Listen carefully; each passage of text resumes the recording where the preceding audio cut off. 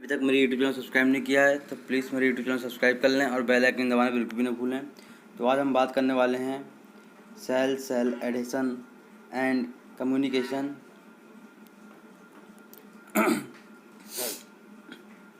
Cell cell adhesion and communication Ca++ dependent homophilic cell cell adhesion cadherin. तो introduction की हम यहाँ पे बात करें तो मल्टीसेलुलर एनिमल्स की सेल्स एक दूसरे के संपर्क में तथा बाह्यकोशीय मैट्रिक्स के संपर्क में रहती हैं। ये सेल संपर्क में जो है बहुत से लिगेंड तथा सेल एडेशन रिसेप्टर की हेल्प से बनते हैं। लिगेंड जो हैं दूसरे सेलुलर संपर्क रिसेप्टर कॉन्टैक्ट और बाह्यकोश की मैट्रिक्स मॉलिक्यूल हो सकते हैं। सेल संपर्क रिसेप्टर अंतःकोशीय सिग्नल पाथवे को भी क्रियाशील करते हैं। सेल एडेशन जो है मॉलिक्यूल CAMS विशिष्ट रूप से ट्रांसमेम्ब्रेन रिसेप्टर होते हैं। उनमें 3 डोमेन जुड़ने वाले सिर होते हैं। एक साइटोप्लाज्मिक डोमेन जो कि साइटोस्केलेटन से अंतरक्रिया करता है, दूसरा ट्रांसमेम्ब्रेन जो है डोमेन तथा तीसरा बाह्यकोशिकी डोमेन। बाह्यकोशिकी डोमेन जो सेल्स के बंधनकारी मॉलिक्यूल्स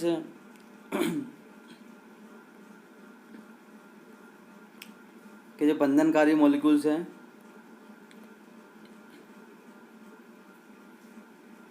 मॉलिक्यूल CAMS से जुड़ते हैं। CAM सेल बंधन एवं संप्रेषण की प्रमुख यूनिट हैं। कोशिकाओं को जोड़ने वाले अणु अर्थात CAMS सेल्स को जोड़ने वाले मॉलिक्यूल्स को 2 पार्ट्स में डिवाइड करते हैं। पहला फर्स्ट क्लास में वह मॉलिक्यूल आते हैं जो कि उसी टाइप के CAMS से अंतरक्रिया करते हैं, अर्थात होमोफिलिक बाइंडिंग और होमोटाइपिक जो होते हैं बॉन्ड्स जो हैं अर्थात समान टाइप के मॉलिक्यूल्स के बीच बंधन करते हैं। एग्जाम्पल के लिए कैथरीन टू कैथरीन के बीच बंधन। सेकेंड क्लास में एक टाइप का CAMS दूसरे प्रकार के CAMS से अंतरक्रिया करते हैं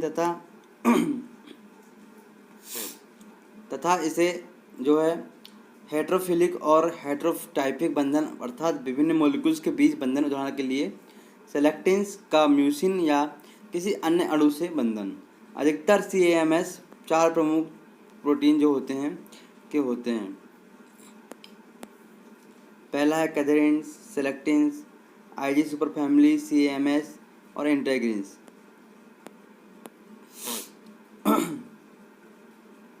इनमें से कैथरीन्स का जो है सेलेक्टिन्स Ca++ पर CAMS है, जबकि IG सुपर फैमिली CAMS तथा इंटेग्रिन्स प्रोटीन को Ca++ की आवश्यकता नहीं होती है। कैथरीन्स की हम बात करें तो कैथरीन्स सेल्स बाइंडिंग जो है डेस्मोसोम्स का फॉर्मेशन तथा टिश्यूज में सेल्स के बाइंडिंग में इम्पोर्टेंट CAMS है। यह Ca++ पर निर्भर मॉलिक्यूल है, इसलिए इसका नाम कैथरीन्स है। ये सेल्स की लेयर पर पाई जाने वाली जो है ग्लाइकोप्रोटीन है, जो कि Ca++ की सहायता से सेल के मध्य बाइंडिंग करने में सहायक होती है। अभी तक लगभग 100 कैथरीन्स अलग अलग आइडेंटिफाई किए जा चुके हैं, परंतु सभी की विशेषता उनमें पाए जाने वाले कैथरीन रिसेप्टर्स है। यह स्पंज से लेकर वर्टिब्रेट एनिमल्स ह्यूमन सहित में पाई जाती हैं। कैथरीन्स का वर्क केवल सेल्स को जोड़ना नहीं है, ये टिश्यूज़ के फॉर्मेशन तथा उनके साइज आकार सेल्स पहचान तथा उनको एक दूसरे से अलग छांटना, टिश्यूज़ की बाहरी सीमा का बनाना तथा सेल्स के विभिन्न कार्यों में योगदान देना भी है।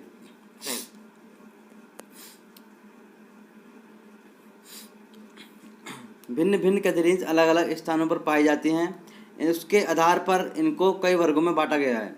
एक कैथरीन्स यह जो है एपिथेलियम टिश्यूज में पाई जाती हैं, इसे कैथरीन्स फर्स्ट भी कहा जाता है। एन कैथरीन्स ये कैथरीन्स 2 हैं जो कि न्यूरॉन्स में पाई जाती हैं।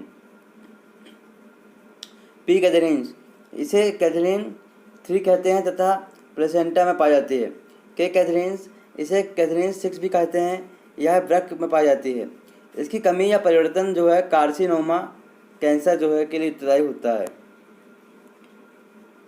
ओवी कैथरीन्स जो है इसे कैथरीन 11 भी कहते हैं, यह ऑस्टियोब्लास्ट में पाए जाते हैं। V E Catherine's endothelial cells में पाई जाती हैं।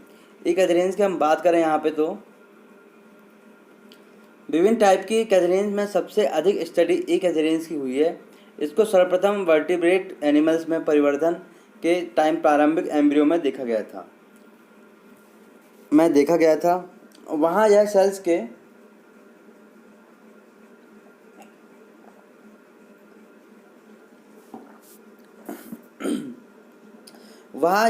के जो है कॉम्पैक्शन का वर्क करती है। एक एथेरियंस की जो स्ट्रक्चर की प्रमुख उसमें पाए जाने वाले बाह्यकोशीय डोमेन में पाए जाने वाले रिसेप्टर्स हैं, और ये समांतर जो है ये समांतर समद्वितीय जो है स्ट्रक्चर है, जिनमें Ca++ से जुड़ने वाली 5 रिस्पेक्ट स्ट्रक्चर पाई जाती है। साइटोप्लाज्म में पाए जाने वाले डोमेन का अंतस्थ सिरा सी साइटोस्केलेटन से क्रिया करता है। इसमें कैटेनिन प्रोटीन सहायक होती है।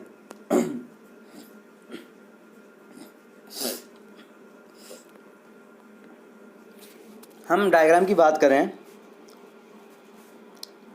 तो कैथरीन जो होमोफिलिक जो है इंट्रैक्शंस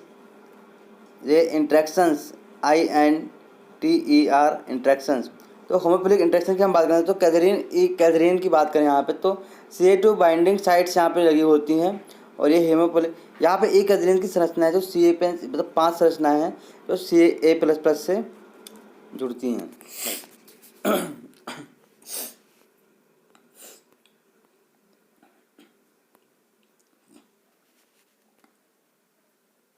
एक एथेरिन के प्रमुख वर्क एथेरिन्स जंक्शन जो है डेस्मोसोम्स का फॉर्मेशन तथा एम्ब्रियो के परिवर्तन के टाइम सेल्स को हटाकर अलग अलग करके मोरूला तथा ब्लास्टुला के फॉर्मेशन करना है। एथेरिन्स जंक्शंस और एपिथेलियम का फॉर्मेशन।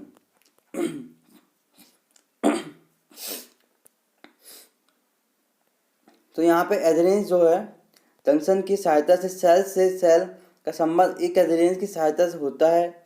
इस कार्य में कैथरीन्स का वर्क एक्टिन से जुड़ना है। जब एपिथेलियम सेल्स की पट्टिका बनती है तब ये जंक्शन एक्टिन फिलामेंट की एक सतत पट्टिका सेल्स के चारों ओर बनती है। ये कैथरीन जो कि ट्रांसमेम्ब्रेन प्रोटीन है बीटा कैटेनिन से बाइंडिंग करती है। यह बाइंडिंग कैथरीन का साइटोप्लाज्मिक डोमेन सिरा करता है। साइटोप्लाज्मिक सिरा बीटा कैटेनिन से अंतःक्रिया करता है और बीटा कैटेनिन एक्टिन फिलामेंट से जुड़ती है।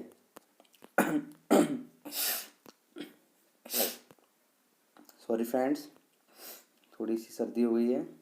तो हम बात करते हैं फॉर्मेशन ऑफ डेस्मोसोम्स की। तो एपिथेलियल सेल्स की प्लाज्मा मेम्ब्रेन से जो है केराटिन तंतु दृढ़ता से लगे रहते हैं, जो कि विशिष्ट प्रकार के होते हैं। इनको डेस्मोसोम कहते हैं। इसमें सेल्स से सेल का जो है रिलेशन जो है ट्रांसमेम्ब्रेन कैथरीन प्रोटीन द्वारा होता है।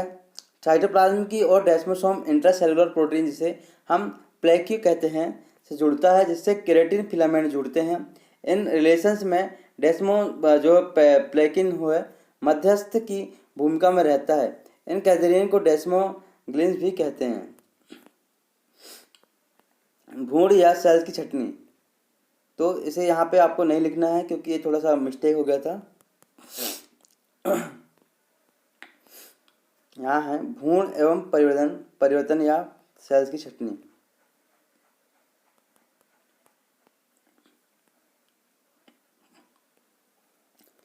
तो टाइम ए कैथरीन जो एम्ब्रियोनिक जो डेवलपमेंट के टाइम ए कैथरीन एपिथेलियम सेल्स को आपस में जुड़ने में सहायक होती है। इसके अतिरिक्त मिश्रित सेल्स के ग्रुप से अलग अलग छटनी करने में ए कैथरीन कार्य करती है, जबकि इन्वेजिनेशन के टाइम में जो है न्यूरल प्लेट के फॉर्मेशन के टाइम जो है एन कैथरीन तथा ऊपर के एपिथेलियम अर्थात एक्टोडर्म के निर्माण में ए कैथरीन वर्क करती है।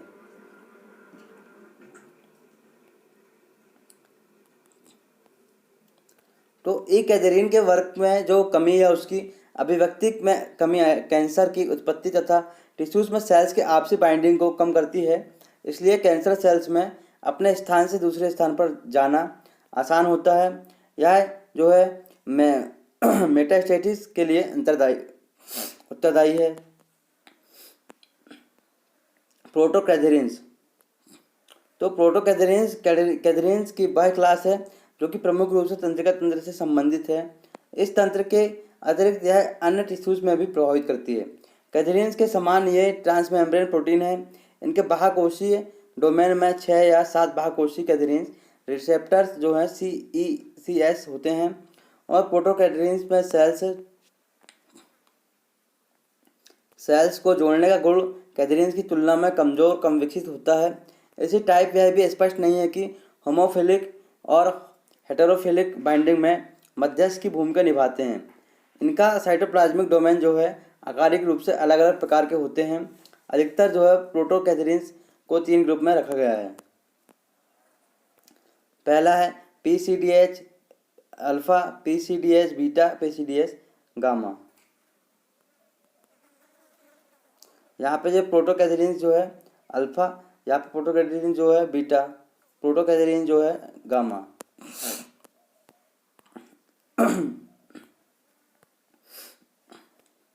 इनमें से प्रत्येक की जीन स्ट्रक्चर अलग होती है। यहाँ जो है मोटो एट एल 1998 में तथा उनके साथियों ने जो है पैराक्सियल प्रोटोकैथेरिन तथा जो है एक्सियल प्रोटोकैथेरिन AXPC के कार्य के बारे में बताया। यह बताया कि जिनोपस के परिवर्तन के टाइम जो है एक्टोडर्म तथा मेसोडर्म को अलग अलग करते हैं। इस टाइप जो है प्रोटोकैथेरिन गैस्ट्रुलेशन तथा सोमेटेस के फॉर्मेशन में तथा तंत्रिका तंत्र के प्रवर्धन में सहायक होते हैं। हम कंक्लूजन की बात करें यहाँ पे, तो संभवतः कैथेरिन्स की उत्पत्ति मुख्य रूप से सेल से सेल को यांत्रिक रूप से जोड़ने के लिए हुई थी, परंतु विकास के साथ साथ उनका उपयोग जो है धीरे धीरे टिश्यूज़ की संरचना, विकास और मॉर्फो जो है जेनेसिस से संबंधित सभी कार्यों में होने लगा। अभी एक नई कैथेरिन्स जो है कैरमेल की पद्धति की गई है। विभिन्न कैथेरिन्स के संश्लेषण की क्रिया जीन जो है ट्रांसक्रिप्शन की क्रिया से जुड़ी हुई होती है। कैथेरिन्स की विभिन्न क्रियाएं जो है विभिन्न साइटोप्लाज्मिक प्रोटीन, जिसे हम साइटोस्केलेटन नियंत्रक, कई प्रोटीन काइनेज जो होती है, फॉस्फेट एवं ट्रांसक्रिप्शन की क्रिया से जुड़े विभिन्न कारक आते हैं के द्वारा प्रभावित होती है। इस प्रकार कैथेरिन केवल सेल्स को सेल से जोड़ने का काम नहीं करती है, ये सेल्स को आइडेंटिफाई करती है और उसे विशिष्ट रूप से उनको आपस में जोड़कर टिश्यूज़ का जो है फॉर्मेशन करती है और परिवर्तन की प्रारंभिक फेज के ये सेल्स हैं। तो दोस्तों, अगर आपने अभी तक मेरे यूट्यूब चैनल सब्सक्राइब नहीं किया तो प्लीज़ मेरे यूट्यूब चैनल सब्सक्राइब कर लें और बेल आइकन दबाना बिल्कुल भी नहीं भूलें।